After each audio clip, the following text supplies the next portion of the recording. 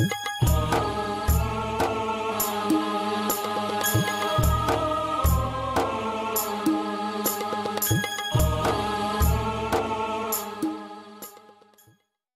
আপনাদের সবাইকে অনুষ্ঠানে অভ্যর্থনা জানাই। দেখুন, যারা টিভির উপরে বসে রয়েছে, শুধুমাত্র একটা 25 মিনিটের অ্যাস্ট্রোলজিক্যাল প্রোগ্রাম করলাম, শেষ করলাম, নমস্কার জানিয়ে উঠে গেলাম, এটা যদি আমার প্রথম দিন থেকে লক্ষ্য থাকতো তাহলে অনুষ্ঠানের সঙ্গে একটু অন্যরকমভাবে ট্রিট করতাম। আজকে অনেক কিছু ব্যাপার কি আমরা নিজেরা ফিল করি, আমরা টিভিতে অনুষ্ঠান করছি তার একটা অ্যাসপেক্ট রয়েছে, বাট আমাদের যারা ফ্লোরে, যারা অফ ক্যামেরা রয়েছেন, যারা আমাদের আশপাশে রয়েছেন, যারা আমাদের গেস্টের সঙ্গে কোনো রকম কোনো সম্পর্ক ছাড়া জাস্ট শুধুমাত্র সম্পর্কের খাতিরে মেশেন, কোনো রকম সেখানে কমার্শিয়ালিজম নেই। আমি আমার নিজের ক্ষেত্রে অবাক হচ্ছি, আমার নিজের সাড়ে সাথী চলছে, বাট আজ থেকে প্রায় 8 মাস আগে, আমি বলবো না কোন পার্টিকুলার সেক্টরে কি বলেছিলেন গেস্ট, বাট আমি ফিল করতে পারছি এটা কতটা সত্যি, আমি ফিল করতে পারছি এটা কতটা সত্যি। শ্রবণা নক্ষত্রে আমার জন্ম, আমি আমার কথা বলছি, আই মাইসেলফ। উনি আমার চলছে, শনির সাড়ে সাথী চলছে, সেই অবস্থাতেও ওনার একটা প্রেডিকশন আজকে আমি ফিল করতে পারছি যে সত্যি এটা কতটা ঠিক। একটা জিনিস মাথায় রাখবেন, তথাকথিত এবং আপাত প্রচারিত এবং প্রচলিত কথার মধ্যে যে মাঙ্গলিক সাড়ে-সাথী, এই সবটাতে ভয় করার কারণ নেই এবং সংকুচিত হয়ে ঘরে বসে থাকার কারণে প্রচুর কিছু রয়েছে। আমাদের গেস্ট বেদাচার্যদাকে আমি আন্তরিক স্বাগত জানাই আজকের অনুষ্ঠানে। বেদাচার্যদা, খুব ভালো লাগছে আপনাকে পাশে রেখে, একদম লাইভ আমি দেখতে পাচ্ছি, ইভেন আপনারাও লাইভ দেখছেন টিভির ওপারে থেকে। আমার মনে আছে সেই দিনের কথা, আপনাকে তার জন্য ধন্যবাদ। আজকের অনুষ্ঠানে ওয়েলকাম। এবং আপনি বারবার করে বলেন যে এত কিছু রয়েছে অ্যাস্ট্রোলজিতে, এই যদি আমি না আলোচনা করি তাহলে অ্যাস্ট্রোলজির সঙ্গেই প্রপার জাস্টিফিকেশন করা হবে না, অ্যাস্ট্রোলজিকে সঠিক সম্মান প্রদান করা হবে না, যেটা বর্তমানে হয় না। আপনি বারবার করে বলেন। আমরা বুঝি যে একজন মানে সুতীক্ষ্ণ তত্ত্বাবধান করবার লোক খুব প্রয়োজন। আমার মনে হয় মানুষ আপনাকে পেয়েছে, বাংলা আমাকে পেয়েছে, জ্যোতিষ আপনাকে পেয়েছে, সাধারণ মানুষ আপনাকে পেয়েছে, যার জন্য আমরা সবাই গর্বিত। জানি না জ্যোতিষ কতটা পেয়েছে, আমি জ্যোতিষকে পেয়েছি, আমি জ্যোতিষকে খাই রীতিমতো, বিশ্বাস করো। আর আমার মা বাবাকে নিশ্চয়ই প্রণাম, আপনাদের সকলকে, যারা আমার বয়োজ্যেষ্ঠ সকলকে প্রণাম, এবং যারা আমার সমবয়সী তাদেরকে ভালোবাসা। এবং আপনারা আমাকে কতটা দেখেন জানি না, আমি গতকাল রাত্রে খুব খুশি হয়েছি। এই দেবাশিস এইমাত্র বললো না যে শ্রবণ, কারণ আমি 8 মাস আগে বা আজ বিগত দিন ধরে বলে আসছি যে দেবাশিস ভয় পেও না, তোমার কিন্তু একটা দারুণ একটা সুইমিং সময় এখন আর কি, মানে যেখানে তুমি সাঁতার কেটে বেড়াবে, যদি সেটাকে করতে পারো, যদি সেটাকে ধরতে পারো। এটা দেবাশিস উপলক্ষ মাত্র। আমি বলেইছি, গতকাল রাত্রেও আমি একটা প্রোগ্রাম করেছিলাম, সেখানেও আমি বলেছি নবতারা চক্রকে ধরে যদি আপনারা হাঁটতে পারেন, তাহলে আমার মনে হয় না আগামী দিনগুলোতে আপনি কি অমূল্য রত্ন আপনি পেতে পারেন তার কোনো হিসেব আপনার খাতাতে দেওয়া নেই। পরিষ্কার কথা, খাতাতেই দেওয়া নেই। তার কারণ আপনারা যে খাতাটা ব্যবহার করছেন সেই খাতার মধ্যে অনেক অগোছালো সাবজেক্ট লেখা রয়েছে, সেখানে হয়তো আসল তথ্য থেকে আপনি বিরত থাকছেন। শ্রবণা নক্ষত্র, হস্তা নক্ষত্র, রোহিণী নক্ষত্র মাথায় রাখতে হবে। কালকে অনেকে হোয়াটসঅ্যাপে আমাকে জিজ্ঞেস করেছেন, স্যার আপনি কি করে বলছেন যে এখন শ্রবণা নক্ষত্র, রোহিণী নক্ষত্র, হস্তা নক্ষত্রের খুব ভালো সময়? তার কারণ ওই কালকে আমি বুঝিয়েছি যে নবতারা চক্রে এই মুহূর্তে যদি দেখা যায়, গোচরকালীন হিসেব যদি দেখা যায়, রাহু পুনর্বসু নক্ষত্রে বসে রয়েছে, তাহলে আপনাদের যাদের রোহিণী নক্ষত্রে জন্ম, তাহলে রোহিণীকে যদি জন্ম নক্ষত্র ধরা হয়, তাহলে জন্ম, সম্পদ, বিপদ, ক্ষেম, তার মানে রোহিণী, মৃগশিরা, আদ্রা, পুনর্বসু, তার মানে ক্ষেমকারক জায়গায় রাহু এখন অধিষ্ঠান করছে। হতে পারে রাহু, আপনারা রাহু শুনলেই আপনাদের মধ্যে কেমন যেন একটা ভয় ধরে। আমি জানি রাহুর দশা চলাকালীন, আমিও বলেছি যে রাহুর দশা চলাকালীন বাড়িতে কারো খারাপ হতে পারে, পিতৃস্থানীয় জায়গায় গণ্ডগোল আসতে পারে, পিতার ইকোনমিক্যাল ব্যালেন্স নষ্ট হতে পারে, বাড়িতে দুরারোগ্য ব্যাধি, মৃত্যু সমান যন্ত্রণা ইত্যাদি ইত্যাদি ভোগ। তার কারণ রাহুকে আপনারা ডিস্টার্ব করেন।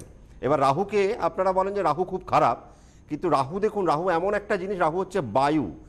রাহু ছাড়া আপনার এই যে আমরা যে এখন প্রোগ্রাম করছি, আপনার বাড়িতে যে টিভিটা চলছে, এই যে এত ইলেকট্রিসিটি চলছে, ইলেকট্রিসিটির কারক গ্রহকে যদি ইলেকট্রিসিটির কারক গ্রহ হিসেবে ধরা যায়, তাহলে রাহুকে ধরতে হবে।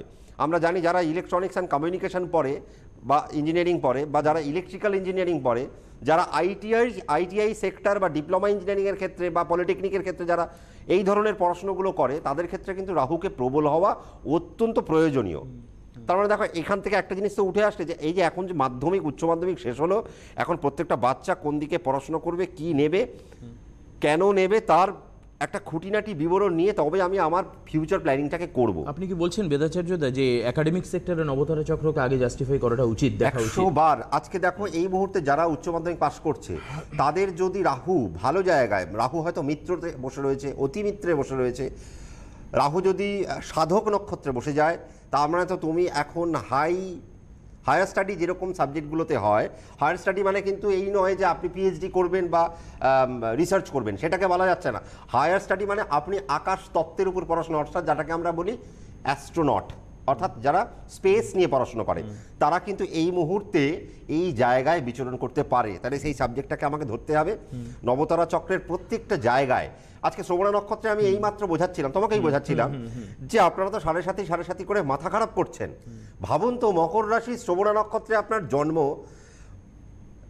শনি মকর রাশিতে প্রবেশ করবে, উত্তরাষাঢ়া নক্ষত্র পাস করবে, উত্তরাষাঢ়া নক্ষত্র পাস করে যে শ্রবণা নক্ষত্রে ঢুকবে, তার মানে রাশির অধিপতি আপনার জন্ম নক্ষত্র কানেক্ট করছে।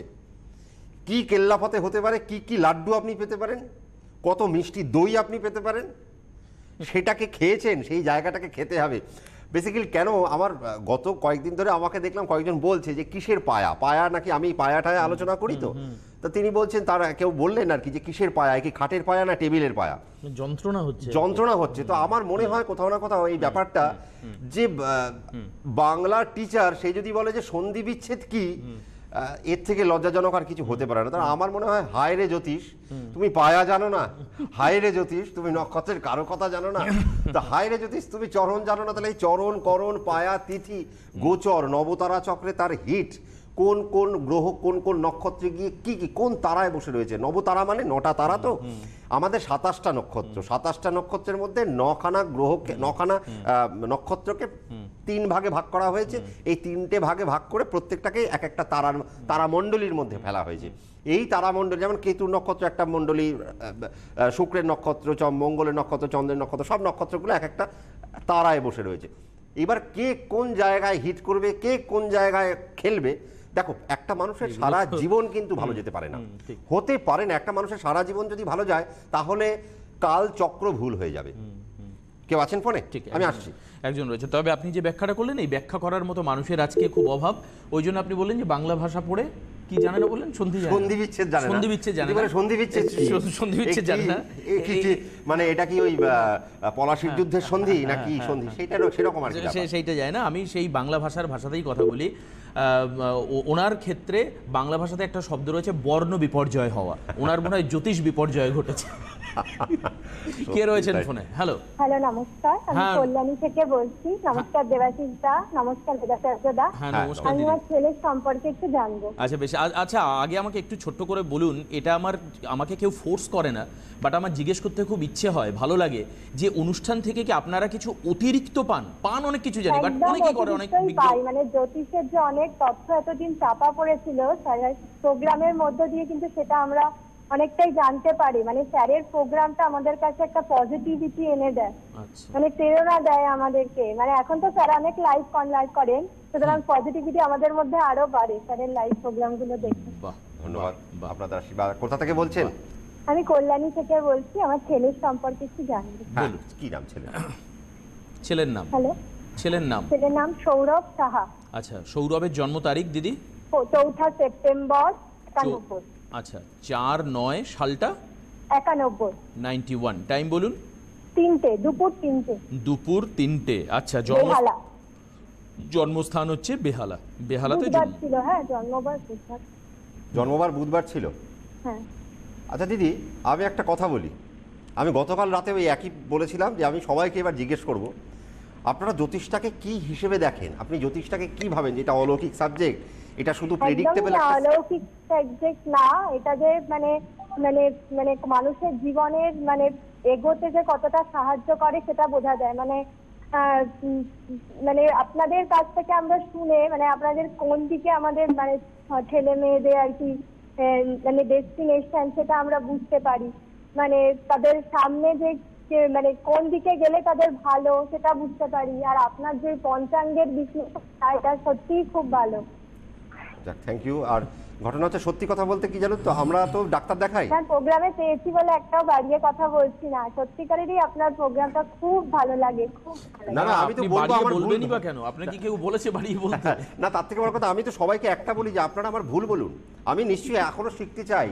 তার কারণ আমি একটা জিনিসে বিশ্বাস করি, বা আমার মাস্টারমশাই যারা, যখন আমি কলেজ লাইফে পড়তাম বা ইউনিভার্সিটি লেভেলে আমি যখন পড়াশোনা করেছি, আমাদের মাস্টারমশাইরা যখন আমাদের বলতেন, শিক্ষকরা যখন বলতেন যে জীবনে একটা মানুষ সব কিছু শিখতে পারে না, এবং আমাদের মাস্টারমশাইকে দেখেছি তাদের সেই নমনীয়তা, তারা অত বড় একজন দিগ্গজ অর্থাৎ বা পণ্ডিত ব্যক্তি হয়েও তারা তাদের চোখটা তারা মাটিতে রাখতেন। তার কারণ তারা মনে করতেন, এখনো মনে হয়, আমি সাহিত্য নিয়ে পড়াশোনা করেছি, তারা বলেন যে আমরা মনে হয় এখনো সাহিত্যের কিছু শিখতে পারলাম না, এক আনাও ফলের শিখতে ধারে পারিনি। গাছ সবসময় নত থাকে, সেটাই আর কি। তো আমারও মনে হয় তাই। আপনারা আমার ভুল বলুন, বা আপনারা আরো কি জানতে চাইছেন, তার কারণ আপনারা যত জানতে চাইবেন আমার পড়াশোনার লেভেলটা তত বাড়তে মানে থাকবে। সমালোচনায় মানুষকে আরো বেশি মানে পরিশুদ্ধ করে। 100 বার।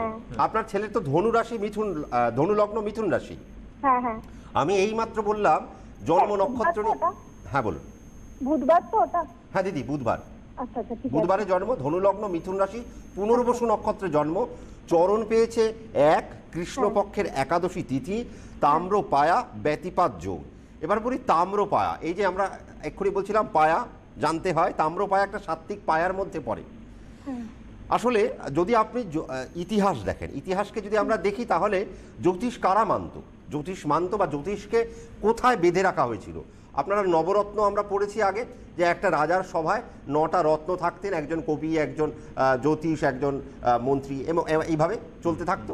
তো তার মানে কি, আগে রাজরাজারা বা রাজারা যারা শাসন করত, তারা জ্যোতিষটাকে তাদের মধ্যে বেঁধে রেখেছিল। তার কারণ স্থান কাল পাত্র নির্বিশেষে কার সাথে তারা সন্ধি করবে, কার সাথে তারা যুদ্ধে যাবে, কাকে তারা মিত্র করবে, কাকে তারা শত্রু ভাববে, আর কাকে তারা এড়িয়ে চলবে। মানে পুরো ডিপ্লোম্যাটিক গ্রাফ। Diplomatic graph. গতকাল রাত্রে আমি এই জিনিসটাই বুঝিয়েছিলাম যে এখন বর্তমানে ফ্রান্স, জার্মানি বা ইউরোপিয়ান বিভিন্ন কান্ট্রিগুলোতে এখন অ্যাস্ট্রোকার্টিওগ্রাফি বলে একটা চল উঠে এসছে, এবং সেখানকার ভালো অ্যাস্ট্রোলজারদের একটা বোর্ড তৈরি হয়। সেই অ্যাস্ট্রোলজারদের বোর্ড কি করে, তাদের গভর্নমেন্টকে বা তাদের দেশকে একটা অ্যাস্ট্রোকার্টিওগ্রাফি মানে একটা গ্রাফ তারা প্রেজেন্ট করে। এই মুহূর্তে বর্তমান গোচর পৃথিবীর হিসেব করে তারা দেখায় যে কোন দেশ ইকোনমিক্যালি অনেক বেশি ফ্লো করছে, কোন দেশ ইকোনমিক্যালি অনেক বেশি ড্যামেজ হচ্ছে, কোন দেশে ওয়েপন্স অনেক বেশি বাড়ছে, কোন দেশের সাথে অর্থাৎ আপনি শত্রু হবেন না তাকে মিত্র করবেন, না কোন দেশকে এড়িয়ে চলবেন, কার সাথে বিজনেস পলিসি আপনি অনেক বেশি করে বিজনেস স্টার্মে আসবেন। এগুলো আমাদের জন্ম নক্ষত্রে জন্ম ছকে রয়েছে। তার মানে এই যে বিষয়টা, আমরা জ্যোতিষকে আমরা কখন পেলাম? আস্তে আস্তে পেলাম, যখন মুঘল সাম্রাজ্য আসলো, মুঘল সাম্রাজ্যের মধ্যে থেকে যখন আমাদের মধ্যে ভীতি আসলো, মুসলিমরা যখন আমাদের দেশকে শাসন করতে, বা সুলতানরা যখন আমাদের দেশকে শাসন করতে আরম্ভ করলো, তখন আমরা জ্যোতিষকে আস্তে আস্তে লোক সমাজে আনলাম। এবং যখন ইংরেজরা, আজ থেকে 250-300 বছর আগে যখন ইংরেজরা আমাদের দেশে পদার্পণ করলেন ব্যবসার স্বার্থে, 200 বছর রুল করেছেন সেটা আলাদা কথা, কিন্তু ব্যবসায়িক স্বার্থে, তখন তারা ভারতবর্ষের জ্যোতিষশাস্ত্রের মধুরতা খুঁজে পেয়ে তাকে তারা সামনে আনলেন। যেমন তারা গীতাকে সামনে এনেছেন, আমাদের ধর্মগ্রন্থ গীতাকে তারা সামনে এনেছেন। তো দেখুন দিদি, আজকে এই যে তাম্র পায়া মানে সাত্ত্বিক পায়া, আমি সবসময় বলি, আমি সেদিনকেও চেম্বারে বলি যে যাদের তাম্র পায়াতে জন্ম হয়, সত্য গুণ তাদের মধ্যে চলতে থাকে। এই জন্য এরা যদি স্টিলের গ্লাসে জল খায়, আমার মনে হয় না তাদের খুব একটা ভালো কিছু হয়। তার কারণ মিনারেলস বা মেটাল, এই যে আপনি কালকে আমি বললাম না, একটা ভালো একজন ফিজিক্সের বা একজন ভালো একজন সায়েন্সের একটা ছেলেকে জিজ্ঞেস করুন, তামার মধ্যে কি কি গুণাবলী রয়েছে, লোহার মধ্যে কি কি গুণাবলী রয়েছে, সোনার মধ্যে কি কি গুণাবলী রয়েছে, রূপোর মধ্যে কি কি গুণাবলী রয়েছে, সেই গুণগুলো আপনার শরীরের মধ্যে রয়েছে, আপনাকে সেই অনুপাতে চলতে হবে। বুঝতে পারলাম? কৃষ্ণপক্ষের একাদশী তিথি, তার মানে একাদশী মানে কাকার, একাদশী মানে কে? একাদশী মানে কুবেরজি। তাহলে কুবেরজি সেই তিথিকে রিপ্রেজেন্ট করছে, সেখানে মা লক্ষ্মীও কিছুটা আসে। একটা জিনিস ভাববেন যে একাদশী এবং দ্বাদশী দুটো তিথিকেই মা লক্ষ্মী কানেক্ট করে থাকে। তার কারণ দ্বাদশীকে দেখে বিষ্ণু আর একাদশীকে দেখে কুবের। তার মানে এদের মধ্যে দেখুন সঞ্চয় বা সম্পদ বা উপার্জন বা অর্থ, এই জায়গাটা ইনকাম করার একটা প্রবাবিলিটি অনেক বেশি হাই। হ্যাঁ, ও নিয়ে একটা বিটেক কমপ্লিট করে স্যামসাং কোম্পানিতে একটা জব করে, ভালোই করে। এবার আমি ওর একটু ফার্দার মানে উন্নতি হবে কিনা বা ম্যারেড লাইফটা একটু জানবো। নিশ্চয়ই জানাবো, ম্যারেজ লাইফ আমি নিশ্চয়ই জানাবো। কিন্তু দেখুন, আমি এইমাত্র বলছিলাম জন্ম নক্ষত্র। দেখুন এখন পুনর্বসু নক্ষত্রে রাহু বসে রয়েছে, তাহলে রাহু ওর জন্ম নক্ষত্রে বসে রয়েছে। তার মানে ভাবুন এই মুহূর্তে কি কি খেলা দেখাতে পারে। তার মানে জন্ম নক্ষত্রে যদি রাহু থাকে, তার মানে জন্ম নক্ষত্রটা এখন একটা বেলুনের আকার ধারণ করেছে, অর্থাৎ বায়বীয়। এবং সেটা আমরা গ্যাস বেলুন দেখেছি, গ্যাস বেলুন দেখেছেন দিদি? হ্যালো, বুঝতে পারছি না, হ্যাঁ বুঝতে পারছি না কি বলছেন, আরেকবার বললাম গ্যাস বেলুন দেখেছেন বাজারে বিক্রি হ্যাঁ হয়? হ্যাঁ হ্যাঁ দেখেছি। দেখবেন বেলুনটার মধ্যে যেই বায়ু ভরা হয়, গ্যাসটা ভরা হয়, সঙ্গে সঙ্গে সে উপরের দিকে উঠতে চায়। হ্যাঁ হ্যাঁ হ্যাঁ। তার মানে এই পুনর্বসু নক্ষত্রে জাতক বা জাতিকারা বর্তমানে, শুধু পুনর্বসু নয়, যারা পুনর্বসুতে জন্মগ্রহণ, মানে বৃহস্পতির 3টে নক্ষত্রেই যারা জন্মগ্রহণ করেছে, তাদের ক্ষেত্রে এই মুহূর্তে একটু উঁচুতে ওঠার একটা প্রবাবিলিটি থাকবে এবং তার সুযোগও আসবে। আচ্ছা, যদি আপনি সেটাকে ধরতে পারেন, মাইন্ড ব্লোয়িং একটা ব্যাপার তৈরি হবে। এবার চলে আসি আপনার ছেলের জন্মছকে। জন্মছকে দেখুন লগ্নে রাহু বসে রয়েছে, আবার দেখুন লগ্নে রাহু, তার মানে লগ্নের মধ্যেও বায়ু পড়ে রইল। তার মানে আপনার ছেলেকে আস্তে আস্তে একটা জিনিস দেখবেন, লগ্নে যার রাহু থাকে তারা আস্তে আস্তে বাড়ি থেকে দূরে যেতে থাকে, এবং যত দূরবর্তী স্থানে যারা যাবে ততই তারা আস্তে আস্তে জীবনের একটা কেরিয়ারের গ্রাফটাকে উন্নতির পথে, ডেভেলপমেন্টের পথে তারা পথটাকে তারা খুঁজে পাবে। লগ্নের দ্বিতীয় শনি, শুক্র বসে রয়েছে অষ্টমে, চন্দ্র কেতু যুক্ত। আবারও বলি, গতকাল একটা ফোন এসেছিল, তাকে ভয় দেখানো হয়েছিল সপ্তমে কেতু, তার মানে আপনার সমস্ত কিছু শেষ। কিন্তু আমি বলি না, তার কারণ এখন ব্ল্যাক হোল থিওরি আবিষ্কার হয়ে গেছে। কেতু ব্ল্যাক হোলের কাজ করে। কেতু হচ্ছে অন্ধকারময় একটা প্ল্যানেট। দেখুন, যদি অন্ধকার না থাকে তাহলে আপনি এত তারা, এত নক্ষত্র আপনি খুঁজে পাবেন না। আপনি খালি চোখে যখন আকাশের দিকে তাকাবেন তাহলে তো শুধু কালো দেখতে পেতেন, কিন্তু সেখানে যে অত আলো জ্বলছে, অত তারা, অত নক্ষত্ররা সারি সারি হয়ে বসে রয়েছে, তার মানে অসীম একটা জায়গা। অন্ধকার মানে অসীম, তার মানে আপনার ছেলের মধ্যেও অসীম একটা প্রবাবিলিটি অবশ্যই রইল। হ্যাঁ কালকের প্রোগ্রামটা শুনেছিলাম, আপনি বলছিলেন সপ্তমে কেতু। আরও দেখুন দুর্ধর্ষ ব্যাপার, লগ্নের নবম দেখুন, রবি বুধ বৃহস্পতি একসাথে বসে রয়েছে, দশমে মঙ্গল। তার মানে ডেফিনেটলি আপনার ছেলে আস্তে আস্তে বিশাল বড় জায়গায় পৌঁছবে। তবে কালকের মতো আজকেও আমি একটা কথা রিপিট করব, আপনার ছেলের জন্ম কিন্তু বিবাহের জন্য হয়নি। আচ্ছা, কেন বলুন তো? তার কারণ হচ্ছে একাদশীতে আপনি বলেন যে একদম তাই, একাদশী তিথিতে জন্ম। তাহলে একাদশী কারা করে? আপনাকে সবার আগে জানতে হবে যে একাদশী কারা করে। তাহলে একাদশীর মিনিং কি? এরা অর্থ রোজগার করবে। এবার অর্থ রোজগার করতে গেলে তো আপনাকে নাম, যশ, খ্যাতি, প্রভাব, প্রতিপত্তি এটার মধ্যে তো ছড়িয়ে পড়তে হবে, তাই না? আজকে ধরুন সচিন তেন্ডুলকারের ইনকাম আর আজকে যেই লোকটা একটা বহুজাতিক সংস্থায় চাকরি করছে তার যে ইনকাম, দুটোর মধ্যে তো পার্থক্য রয়েছে, তাই তো? তার মানে আমার মধ্যে রয়েছে প্রচুর ইনকামের একটা ক্ষমতা, অসীম ইনকামের ক্ষমতা। তাহলে সেই জায়গাটায় যখন আমি যাব, তাহলে আমাকে কে হেল্প করবে? আমাকে একাদশী তিথি হেল্প করবে। আবার একাদশী তিথিতে জন্ম নিলে কি হয়? একাদশী কারা করে? বিধবার করে, তাই তো? তার মানে এটা বৈধব্যটা একটা ধ্রুবক মাত্র। তার মানে আপনার ছেলের এখানে বৈধব্য হবে এটা বলছি না, একদমই। এবার যদি মনে হয় যে না, আপনি আপনার ছেলেকে একটা সুন্দর একটা সংসার দিতে চাইছেন, তাহলে একাদশী তিথির প্রতিকার বা ব্যালেন্স বা কিভাবে তার প্রতিকার করা যায় তার একটা হিসেব নিকেশ আপনাকে যে কোনো একজন ভালো প্রাজ্ঞ অ্যাস্ট্রোলজারের কাছ থেকে নিয়ে আসতে হবে। ঠিক, একদমই তাই। তার মানে গো হ্যাঁ, একদম উইথ ইয়োর চার্ট। তার মানে আপনার চার্ট যা বলছে আপনাকে ঠিক সেই মতো হাঁটতে হবে। আজকে দশমে মঙ্গল, রবি বুধ বৃহস্পতি, এ যদি জীবনের বড় জায়গায় না পৌঁছতে পারে, সবচেয়ে বেশি হতাশ হব আমরা। তার কারণ এত ভালো ছক জায়গা পেল না। রাহু কি বললাম, 12ই সেপ্টেম্বর অবধি রাহু বৃহস্পতির নক্ষত্রকে দুর্ধর্ষ মজা দেবে, বুধের নক্ষত্রগুলোকে খুব মজাদার দেবে, আর চন্দ্রের নক্ষত্রগুলোকে দারুণ মজাদার একটা সেগমেন্ট দেবে। এই মুহূর্তে মঙ্গলের নক্ষত্র আর কেতুর নক্ষত্র 12ই সেপ্টেম্বর পর্যন্ত একটু স্থিতিশীল জায়গায় থাকতে পারে, বা তাদের নড়াচড়া খুব বেশি নয়, খুব বেশি একটা সাফোকেটিভ জায়গায় তারা একটা অধিষ্ঠান করবে। তার কারণ এরা ওই নবতারা চক্র হিসেব করে যদি দেখা যায় তারা খুব একটা ভালো তারাতে তারা বসে নেই, এই জন্য রাহু তাদেরকে দেবে না। কিন্তু তবু রাহুকে বায়ু, অর্থাৎ যে পাত্রের আকার, যে পাত্রের মধ্যে দেবেন সেই পাত্রের আকার ধারণ করবে। নক্ষত্রটা কার নক্ষত্রে বসে রয়েছে? বৃহস্পতির নক্ষত্রে বসে রয়েছে। বৃহস্পতিকে প্রজ্ঞাকারক নক্ষত্র, তার মানে সে যখনই সৎসঙ্গে স্বর্গবাস, অসৎসঙ্গে নরকবাস। তার মানে রাহু সৎসঙ্গ পেল, যখনই সৎসঙ্গ পাচ্ছে তার মানে তার মধ্যে মিষ্টত্ব ছড়াবে, সে আরও কিছু একটা ভালো স্মেল সে সমাজের মধ্যে ছড়াবে, আপনার জীবনের মধ্যে ছড়াবে। শুধু চাই একটা ভালো ডায়াগনোসিস। কিভাবে করবেন সেটা তো আপনার হাতে। আর আমার চেম্বারগুলো গতকাল বলা হয়নি, আজকে বলবো, কিন্তু এই মুহূর্তে মনে হয় বর্ধমান, দুর্গাপুর প্রায় বুকিং ক্লোজ। আপনারা সেটা ফোনে জেনে নিতে পারবেন। দেবাশিস বলে দিচ্ছে। আজকে তারিখটা তো 12, কাজেই 15 আর 17 তারিখে বুকিং পাওয়াটা একটু টাফ হবে। কাজেই দুর্গাপুর হচ্ছে 15 তারিখে চেম্বার রয়েছে, আর বর্ধমানে 17 তারিখে চেম্বার। যদি খুব এমার্জেন্সি কিছু থাকে, আর্জেন্সি যদি আপনার মধ্যে যদি থাকে, তাহলে অবশ্যই একবার হেল্পলাইন নাম্বারে একবার ফোন করে একটু জেনে নিন। চলে আসছি আমি 26 তারিখে চেম্বারে কোচবিহার, 25 তারিখে শিলিগুড়িতে রয়েছে এপ্রিলেই, 23 তারিখে মেচেদাতে চেম্বার রয়েছে, অর্থাৎ 23 হচ্ছে মেচেদা, 25 হচ্ছে শিলিগুড়ি, 26 হচ্ছে কোচবিহার। 29 তারিখে বেদাচার্যদা চলে যাচ্ছেন গৌহাটিতে চেম্বার রয়েছে। 30 তারিখ থাকছেন ত্রিপুরার আগরতলায়। হাতিবাগানে চলে আসছেন 11th of May কামিং মান্থে। 2nd of Mayতে থাকছেন দিল্লিতে, 3 তারিখে থাকছেন হচ্ছে মুম্বাইতে, আর 29শে মে যাবেন হচ্ছে মালদাতে।